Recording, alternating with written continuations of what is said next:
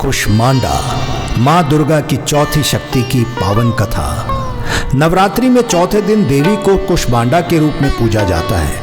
अपनी मंद हल्की हंसी के द्वारा अंड यानी ब्रह्मांड को उत्पन्न करने के कारण इस देवी को कुष्मांडा नाम से अभिहित किया गया है। इस देवी की 8 भुजाएं हैं।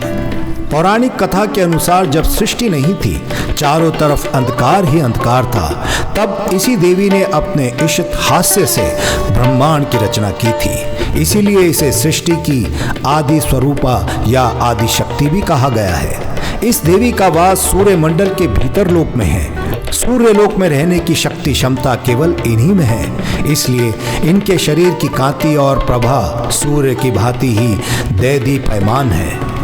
इनके ही तेज से 10 दिशाएं अलौकित हैं। ब्रह्मांड की सभी वस्तुओं और प्राणियों में इन्हीं का तेज व्यापक है।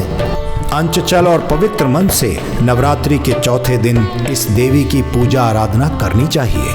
इससे भक्तों के रोगों और शोकों का नाश होता है और उसे आयु, यश, बल और आरोग्य मिलता है।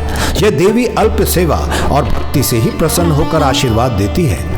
सच्चे मन से पूजा करने वाले को सुगमता से परम पद मिलता है। विधि विधान से पूजा करने वाले भक्त को कम समय में ही कृपा का शून्य भाव अनुभव होने लगता है।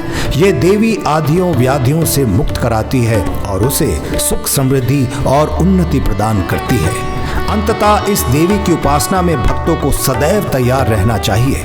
नवरात्रि के चौथे दिन माँ कुष्मांडा की पूजा अर्चना होती है। कुष्मांडा माँ सूर्य से संबंधित दोषों को भी ठीक करती है। जिन जातकों की कुंडली में सूर्य नीच का हो, उन्हें माँ कुष्मांडा की पूजा से लाभ होता है।